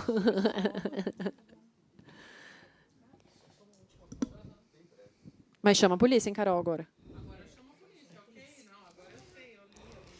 Não, concordo com tudo que vocês estão falando. Eu só ia sugerir, né, no caso, mesmo as redes privadas participarem das redes do fluxo de atendimento da cidade, porque eu acho que vocês vão começar a trazer um pouco aqui também, né, com algumas informações, mas é um tipo de apoio, não que elas vão encaminhar esse homem, né, não faz menor sentido, mas ter esse preparo para... Vai chamar a polícia, a DDM, por exemplo, Delegacia de Defesa da Mulher, é o CEAMO que vai acionar, é o CAISM, no caso de violência sexual. Enfim, tentar entender. Em Campinas tem uma rede gigante, né, de atendimento às mulheres. Nas outras cidades já é mais complicado, mas aqui tem. Então, é mais nesse sentido para pensar, já que a lei ainda, né, vamos colocar um ainda, torcer para que ela avance, né, e que, quem sabe, nacionalmente também, mas que tenha também esse tipo de apoio. É isso. Falando da rede, a gente trouxe aqui... eu não coloquei tudo, porque eu acho que o mais importante nesse momento para vocês... porque serão situações de emergência, né? Se está acontecendo ali, é uma situação de pedir socorro naquela hora. Então, é assim, uma situação de violência que está acontecendo naquele momento, ou violência iminente, está para acontecer, é 190. Gente, 180, tem um monte de campanha na televisão, liga para 180, liga para 180. 180 é um número de denúncia. É muito mais para contabilização do que outra coisa. Você não vai ver uma mulher apanhando na sua frente e ligar no 180, porque a polícia não vai chegar ali. Você tem que ligar para a polícia militar. 180 é, por exemplo, e lá no meu condomínio está acontecendo uma situação de violência, ela não denuncia, mas eu vou fazer uma denúncia anônima. 180. Agora, uma situação de violência que está acontecendo naquele momento é a polícia militar. Tá? Para vocês saberem, não coloquei, como o nosso colega falou, a gente tem 2 delegacias especializadas em Campinas, são 2 DDMs, uma fica no Proença e outra fica na John Boy. Eu ia falar Moreiras. Na John Boy. O CEAMO é o Centro de Referência e Apoio à Mulher, então o CEAMO tem uma equipe multidisciplinar de atendimento, então tem psicólogo, tem jurídico. Isso é muito mais assim, imagina que aconteceu ali no bar, a mulher falou, não chama a polícia, eu só vou embora. Não custa falar para ela, aquela pessoa que foi, né, treinada, olha, a gente tem um lugar aqui em Campinas, que é o CEAMO, por que você não vai lá procurar? Porque, às vezes, essa mulher passa por lá, ela começa a ter um entendimento maior do que é aquela violência, se for uma violência doméstica e familiar, e quem sabe da próxima vez isso não aconteça ali, né? Eu coloquei a Defensoria Pública porque muitas vezes essa mulher vai sentar com vocês ali, aí ela vai contar, não, porque eu estou no processo de divórcio, mas eu não tenho dinheiro para pagar advogado. Tem a Defensoria Pública, sabe? Pensem que quem for acolher essas mulheres são semeadores de informação também. Então, plantar a sementinha ali do conhecimento, né? A gente tem um monte de organizações da sociedade civil, a gente tem vários coletivos de proteção à mulher e a questão do atendimento à saúde é extremamente importante. Violência sexual, Deus me livre, não vai acontecer nos estabelecimentos de vocês, mas aconteceu um estupro. A mulher está falando que aconteceu um estupro. A primeira medida é atendimento de saúde. Ela tem que fazer a profilaxia, ela precisa passar por uma série de exames. Ela precisa fazer boletim de ocorrência naquele momento? Não. Ela vai para o atendimento de saúde primeiro. Então, por isso que eu coloquei ali. Doutores, eu vou precisar vamos procurar encerrar mais 5 minutinhos. A gente fala muito. Que a gente divulgou como 1h30, temos até 2 salas presenciais, o pessoal do Rei do Mate, da Sapori, que estão acompanhando. Então, A próxima vez, não sei Sérgio, você se vai tem passando mais- com uma plaquinha assim. Vocês têm 10 minutos. Não sei se tem mais alguma pergunta da plateia. Temos lá, aguardar um microfone para o pessoal que está assistindo poder escutar também. Como é que tá a voz aí? Oi, tá. Na questão do feminicídio, em que o condenado ele é condenado com nós na Lei Maria da Penha, ele está sujeito à progressão de pena? Ele tem esse privilégio? O feminicídio está previsto no Código Penal, para começar. Eu acho que é só importante fazer essa distinção, porque já aconteceu da gente fazer palestra e a pessoa depois fala assim, mas eu fui lá na Lei Maria da Penha e eu não vi escrito feminicídio lá. Não está lá. Está no Código Penal. E vou ser muito honesta com você, que agora eu fiquei confusa. Mas tem, né, Fran? Tem progressão. Todos os crimes têm a progressão. A contagem é diferente para crime simples e crime hediondo, que é, por exemplo, o caso do feminicídio. Se eu não me engano, agora, porque aqui é uma advogada civilista e a outra trabalhista... Tem algum criminalista aqui, gente? Cadê nossa sócia? 2/5 da pena, recebeu a pena. 2/5, ele progride. Vou aproveitar o ensejo, vou fazer uma homenagem aqui agora para minha irmã. Hoje ela ia estar fazendo 29 anos e ela foi vítima de feminicídio. Então, por causa da pergunta, já vou deixar aqui a homenagem. Seria uma medida, vamos dizer, extinguir a progressão, no caso específico da pena? Ou fere a Constituição, teria que... Emenda constitucional, vocês têm alguma ideia sobre isso ou não? Sim, mas eu acho que... Só uma coisa, tem caso que a gente vê pela imprensa que o cara comete um segundo feminicídio. Sendo sincera com você, É. você tem alguma notícia dessa para me dar? Não, agora não, mas já vi que o cara tinha sido Sabe por quê? condenado por um feminicídio. Nós não temos estatística de reincidência em feminicídio. Isso eu já não vi na existe. imprensa. Talvez pode ser não. uma tentativa. Isso. Agressão. Isso mesmo, também. Tentativa, né? Não, a Ele gente já não estava, já tinha uma ficha maravilhosa, né? até porque a gente precisa lembrar que a inclusão é tentativa. Isso, A porque gente existe a tentativa. A gente precisa lembrar também que o feminicídio ele não existia no nosso ordenamento jurídico até recentemente. Então, pode ser que exista alguma situação em que aconteceu, uma mulher foi morta e foi classificado na época como homicídio, porque não existiu o feminicídio, e depois esse homem reincidiu, e aí já na nova legislação enquadrou como feminicídio. Desde a alteração legal para incluir o feminicídio como qualificadora, nós não temos estatística de reincidência em feminicídio. E eu falo com propriedade porque não é, tô pegando o trabalho de conclusão de curso dela e trazendo para mim, porque eu sei que a Fran estudou isso e me garantiu que não tem, entendeu? No meu TCC da escola, eu tinha da faculdade, da escolinha. Da faculdade, eu fui estudar sobre isso, porque a minha irmã tinha sido assassinada pelo ex-namorado. E aí eu comecei a pesquisar, e naquela época não existia reincidência. E depois a gente pesquisou de novo e não tem. Tem, assim, ele agride aqui, agride ali várias mulheres. Mas de cometer de feminicídio 2 mulheres, ainda não tivemos. Pode ser que tenha acontecido, porque a gente tem casos de subnotificação também. Mas não tem relatos, não tem historicamente assim registrado que isso tenha acontecido. E eu acho que não é nenhuma questão de constitucionalidade ou não, tá? Prometo que eu vou encerrar, tá, Sérgio? A gente precisa lembrar que o sistema penitenciário, né, o nosso sistema penal, que condena as pessoas, encarcera as pessoas, para começar, nós somos um dos países que mais encarcera pessoas no mundo. Está funcionando? Porque eu não estou vendo resolver. Então, assim, a gente tem a ideia, né, mitológica e utópica, seria que o sistema penitenciário deveria servir para a ressocialização das pessoas. Quando a gente pune uma pessoa de maneira extremamente agressiva, isso não significa que essa pessoa vai se recuperar melhor ou não, que ela vai ressocializar ou não. Inclusive, a gente sabe que o sistema penitenciário ele viabiliza uma piora das pessoas. Muitas pessoas. Primeiro, a gente precisa lembrar que nós temos no Brasil pessoas presas, se não inocentes, pessoas que não têm julgamento. A grande maioria do nosso sistema, da nossa população carcerária, sequer passou por um julgamento. Então, pode ser que essas pessoas estejam ali e não sejam culpadas. Porque aqui a gente só tem uma pessoa culpada depois que a gente tiver uma decisão transitada em julgado. E, além disso, muitas pessoas entram para o sistema penitenciário por pequenos crimes. Eu não estou falando que o feminicídio é um pequeno crime, tá? Eu estou dizendo que, assim, como a gente não tem essa estatística de reincidência, a gente precisa considerar que é uma situação... A gente estava falando aqui do agressor, que a gente não conhece esse agressor. Então, a gente não sabe exatamente o que está acontecendo. Não é a questão de constitucionalidade ou não, mas eu não acredito que penas extremamente duras... e concordo absolutamente com o nosso sistema penal de não termos prisão perpétua e pena de morte. Não acho que é a solução dos problemas de nenhuma sociedade democrática e civilizada. Eu não acho que endurecer penas vai resolver o problema da violência contra a mulher.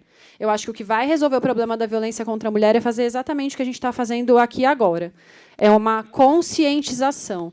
E, por mais absurdo que possa parecer uma mulher que defende mulheres, que atua com o direito das mulheres, falar isso, todo mundo que erra tem direito de uma segunda chance, gente. Então, assim, eu não concordo. Mas não é uma questão de constitucionalidade ou não, tá? É uma questão da minha opinião. Bom. Certo?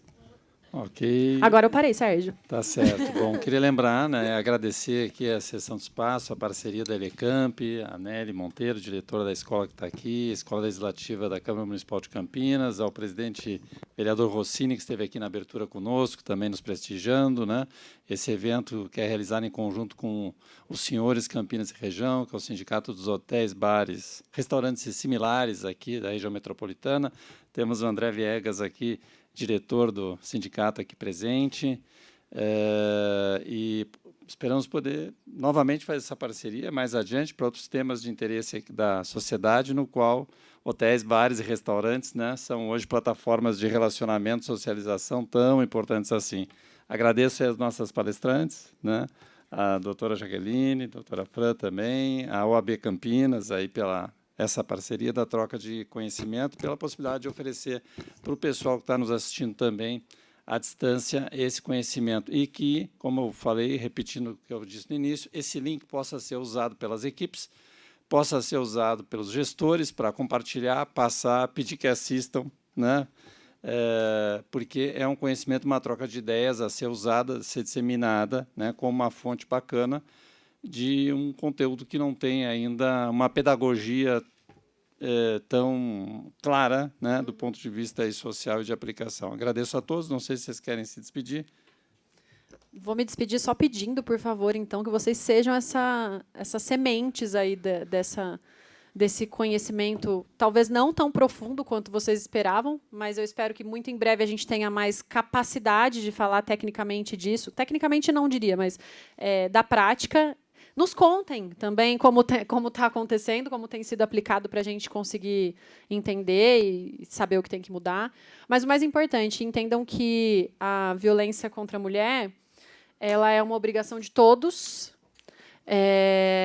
sem qualquer tipo de distinção. Então, espero que vocês semeiem esse conhecimento. Obrigada, Sérgio, pela oportunidade. Eu quero só agradecer e falar que a gente continua à disposição. Quem tiver dúvida, qualquer coisa pode mandar para a gente. E acho que o feedback que vocês tiverem do que está dando certo ou não no bar, até para a gente conseguir ir se adaptando e vendo se a lei está sendo funcional ou não e até onde a gente pode ir com ela. Obrigada.